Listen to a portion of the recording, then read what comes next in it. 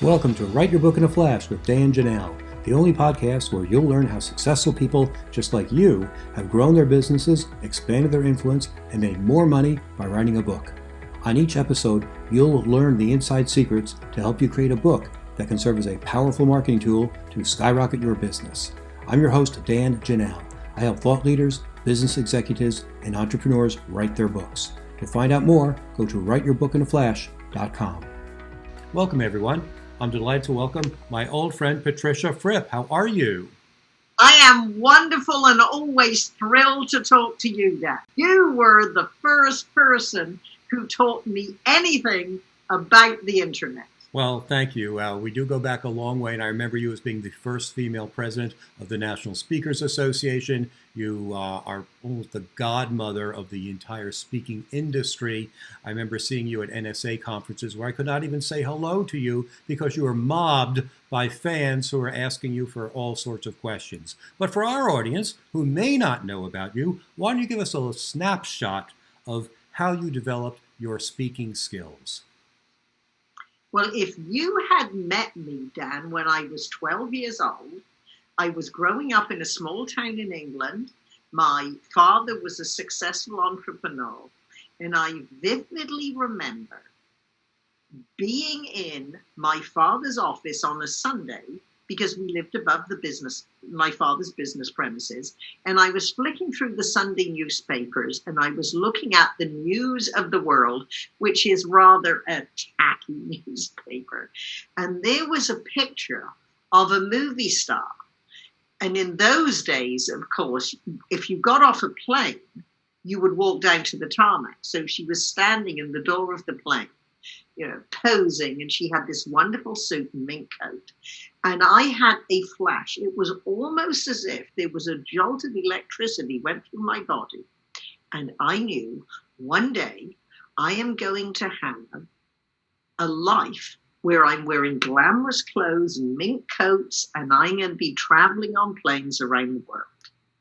I had no inkling how I would do it, because at that time I realized I definitely was more artistic than academic. My brother was brilliant. He was always top of the class. I was about 15th in a class of 30. So I thought I should be a hairstylist, because I couldn't imagine being a secretary, a nurse, or a school teacher, which were really the only other options for young women. Now, fast forward, at 20, after being successful as a hairstylist, I came to San Francisco. I had no job, nowhere to live, no contacts, $500, and I knew everyone in America was rich and the streets were paved with movie stars. And my first job was in the Mark Hopkins Hotel. And I'm a great believer, Dan, that opportunity does not knock once, it knocks all the time. We don't recognize the sound, as our friend Alan Weiss, I believe, first said. I always realized as a hairstylist, I had the opportunity for an education. And I used to ask questions of all my clients. Then at 23, working for Hollywood hairstylist, when men's hairstyling was new, I had access to all these brilliant business people who were sitting in my chair. I started traveling nationwide for a hair product company. That's where my speaking began, because I've had two careers, as you know, hairstyling and speaking. I did not start either with any real talent. I did for both have an interest in being good and a commitment to doing whatever it took to be good and succeed. And three, I always had good teachers, whether I worked for them, whether I sought them out, I bought their books, I took their seminars, and that, of course, I sat at your feet as a guru who knew something I didn't.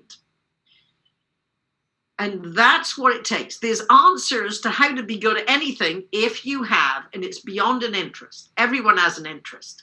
Everyone who listens to your podcast has an interest in writing a book. Do they have the commitment to do it? That's very different.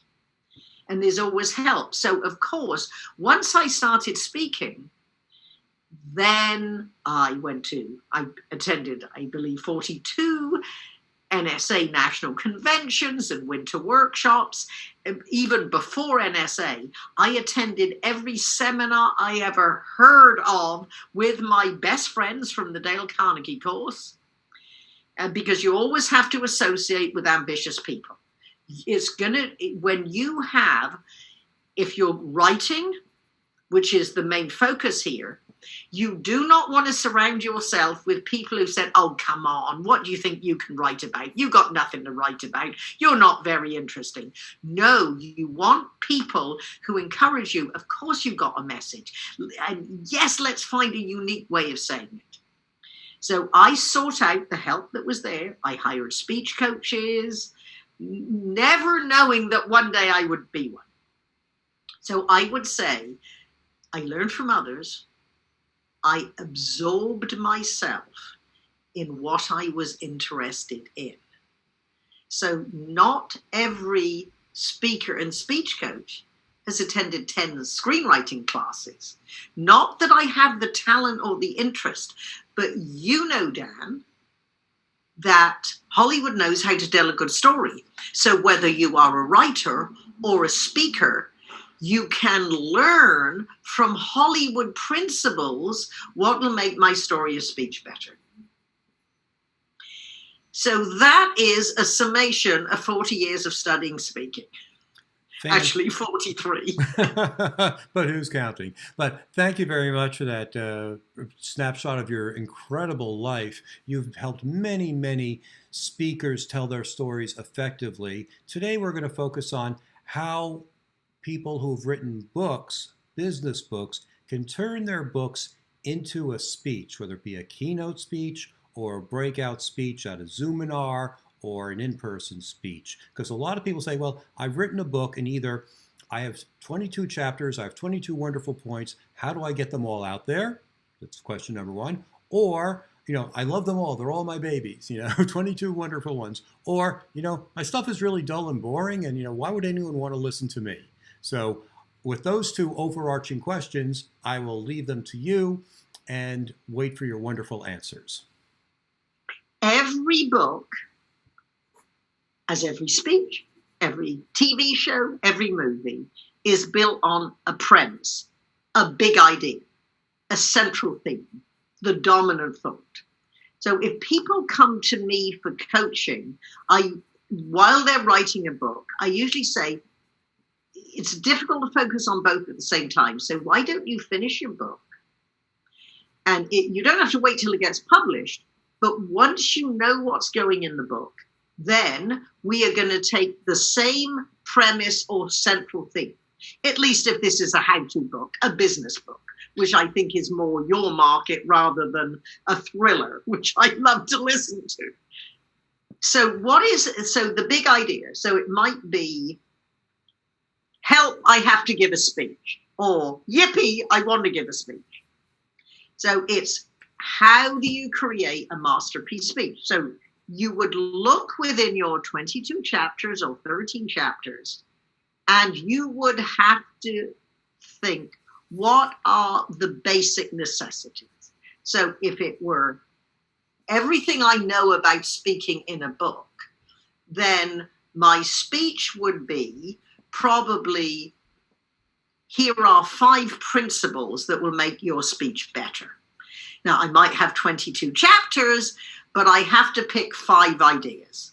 And you can get away with probably 3 ideas, because the idea of TED Talks, you're going to have one idea well developed. Keynotes traditionally, when we were beginning, Dan, were more an hour keynote. Now you've probably got 30 minutes. However, you have to have a 15, a 20, a 30, a 40, a 45, a 50, an hour version of your speech. Now, if you are delivering your speech to sell your book, a good 25 to 30 minutes will get you service clubs, even virtual service clubs now. That's where you're going to get. So I would suggest you take your same premise and your 3 talking points. Then as you look, and you might cull, And think of it this way, if you love all 22 chapters, you have to think, if I really had to take 11 of those chapters, if all my chapters had to fight their way back into the book because I want a half the length book, you got the 11, all right? Now you say, well, for your speech of these 11, which 3 could I not live without? Or what 3 principles could I tell my story of my book is a mini version? It's not a 3-page synopsis. However, it's probably a 12-page synopsis of your book. So then in a speech, you need a great story for each point. So perhaps some of your chapters in your book are more, they have more statistics. They might have case histories, but they might be principles. This is how you do it. So, and most authors, I've helped develop their speech.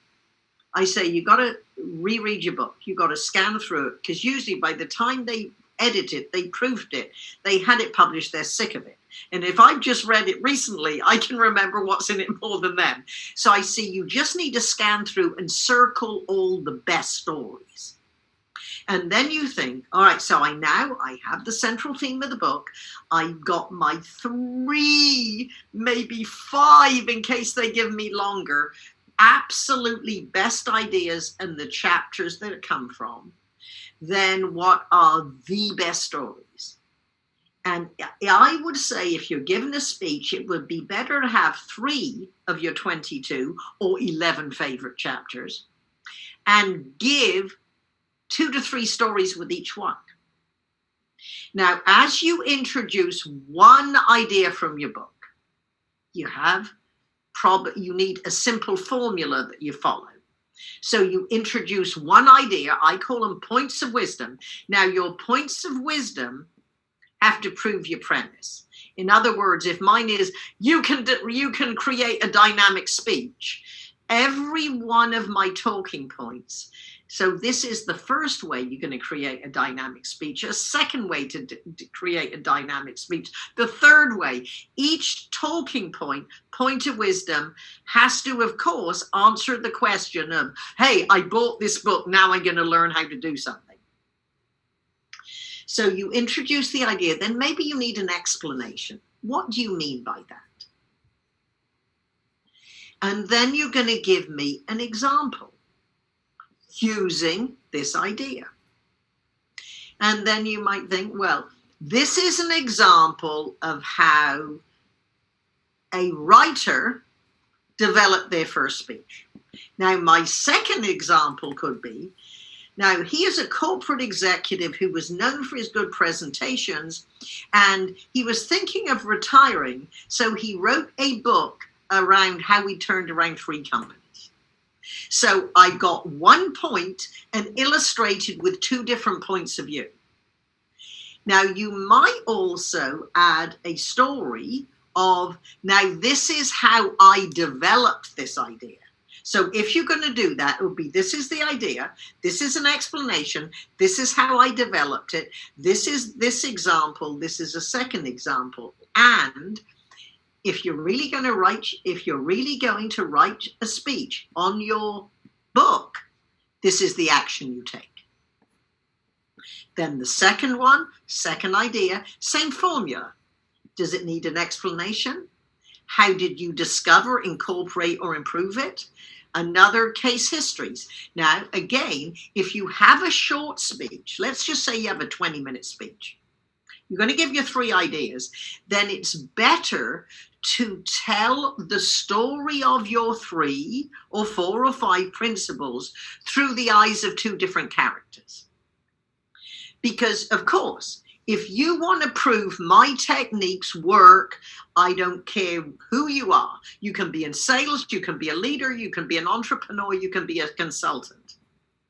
If you want to expand your market, then you might have a different example for each talking point. You might have 2 different types of people with each talking point to prove your principles are universal. If you have a shorter period of time, it is better to tell the story of your through principles through 2 characters, because you always have to develop who is this character, what's their backstory. And if you don't have long, it's better to only develop a couple of characters. Does that make sense? It certainly does. You have a number of techniques that I've seen you use to sell books from the platform. Can you share a few of those with our listeners? Well, one, it is very good to give a book away for a prize. And if this is more of a large breakout session, my approach has always been, be your own warm-up act. So I talk to people before we officially begin. I'll wander around and schmooze with them. However, what is also good, if you got half your crowd there, then grab the mic and start interacting. Find out what they want. Give them segments of content not going to be in the speech. And what I like to do is say, I'd like a volunteer. Now, before you all leap to your feet and volunteer, let me tell you what I want from the volunteer. 1, you do not have to say a word. Because then that increases your likelihood. I say 2, I am going to ask the audience what they want from this session, and I would like my volunteer to write on the flip chart. Because you have to make it safe. When people ask for volunteers and don't tell the audience what you want of them, you're gonna, I can speak in front of 15,000 strangers and not be nervous. But if you think I had to sing Happy Birthday on stage, I couldn't do it. I cannot sing. I can speak, but I can't sing. So in case people think I'm going to have to dance or sing on stage, I'm not going to volunteer. Tell me I have to write on a flip chart. Sure, I can do it. And then this is a technique. And I learned this from Fred Herman in 1976, before I even went to NSA. He got a volunteer, and he said these exact words that I use and I give them to our audience. He said, this is a sales seminar. However, as a bonus, this is a leadership principle. Delegate and always reward. And he gave a copy of something. It was probably the book, but that's it. You see, you ask for a volunteer, you make it safe, you give them a reward, even though they volunteered they didn't know they were getting anything. So not only is that a great principle, this is about presentation skills. However, the first leadership principle is delegate and always reward. Thank you, Mary. And then you can always say, well, 1, you have programmed the audience. If they volunteer, they're going to get a prize. And now I usually often give a lot of CDs out. But it is amazing that I believe in the business, Jan, they will call that an ethical bribe. You volunteer, it gets the energy. Wow, did you see? The organizers walking by say, wow, Fripp's got so much participation in her session. That's not happening anywhere else. Well, you're giving them little rewards. But that is a great way. Now, another way is you ask people, give me a number. 25. And you open your book at whatever number they give you, and then you look at that page, and remember, you don't know what it is, but you read a principle, and as long as your book is on the principle of your speech, I 100% guarantee you there is something on that page that you wrote that you can put in your seminar that works. And that way they see that you have a book and they can buy the book. Yes, and once you've given a couple of away as prizes, you can say, you look at somebody as if it is an aside. Now, Jerry Lewis said, my best ad-libs take 8 hours to write. So what I call these is back pocket phrases. These are lines you've already created, but they're in your back pocket. You never quite know when you're going to use them, but they just come out. So then you look at someone in the front row. You look in their eyes lovingly and say, don't worry, Dan. Even if you don't win a book, they are available on the back table. And I'll be happy to autograph it for you. So you see, everybody knows you have it. Plus, now in a lot of breakout sessions, you have to introduce yourself. But if you are delivering a presentation where you have an introducer, I would put in the introduction for the introducer to write. And I know what a lot of speakers do is, this is what you say to introduce me. This is what you say when you come up after, before you send them to the break. And then you say, if you were not lucky enough to win one of Patricia's books, yes, as she told you, they are available in the break and at lunchtime. Fantastic ideas. I haven't heard those before. That's really good. I remember years ago you told me that you'd pick up a book and say, or someone would ask a question, and they'd say, well, on page 68 of my book, I actually answered that question, and here it is. Or you would say things like,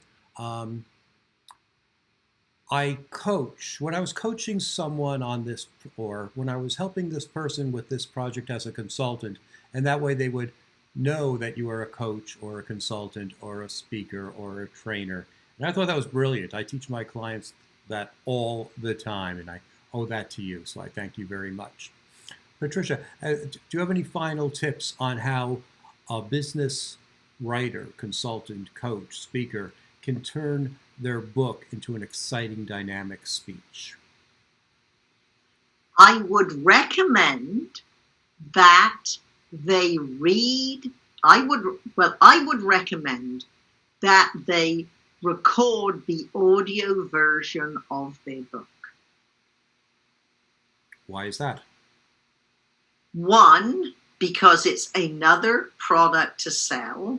It is repurposing your information. Our friend Susan Rowan has done a very good job. And it's not as easy as you think if you're going to do it well, which is why professional voice actors read most of the books that I read. It will help you as you are reading out loud to tap into what stories are easier to tell in a speech. Ooh, I like that. So you see, we are all busy people. And just as we can repurpose our content from our book, we can have blog posts, we can have tweetable quotes, we have short paragraphs that can go onto LinkedIn and different social media. You can also, but if you can have if you read your book, and what you can do, you can read your book in Zoom, or you could read your book just audio, and then as you find these stories, make a note. You can record them in Zoom. That is a nice, cheap, easy way to record them in Zoom. And you have the video of that story that you can put on, you can embed in your blog, or you can put on YouTube with a link to, the write-up, soon to be best-selling book by Mary Smith. Click here for more information, and then she's telling the story about such and such. Fantastic idea. Patricia, as we close our time today, can you tell us who your perfect client is and how they can get in touch with you? My perfect client is anyone who has a commitment to become a better speaker. Whether it is an ambitious professional, a leader who has to inspire action and commitment, or a sales manager who wants their sales teams to drive more business through their presentations, or a good professional speaker who wants to be world class. And if everybody goes to FrippVT.com, I've got nearly 1,000 blog posts, free magnificent resources on how to put together a speech, and you can link on FrippVT, which is the best of what I have learned in 40 plus years studying speaking in a very affordable, learn at your own pace in online learning system. Fantastic. I've been at your site. There are tremendous resources that would help everyone, no matter where they are in their career or their confidence level with speaking. You really have a whole encyclopedia or university there on your FrippVT, VT for virtual training. So cool. Thank you very much for joining us today, Patricia. My pleasure. Thanks for listening to Write Your Book in a Flash with Dan Janal, the only podcast that shows you exactly how people just like you have built their businesses by writing a book. If you'd like to write your book but don't know where to start, you can find great information at writeyourbookinaflash.com. Thanks again for listening. We'll be back next week with another insightful interview to help you become a top business leader.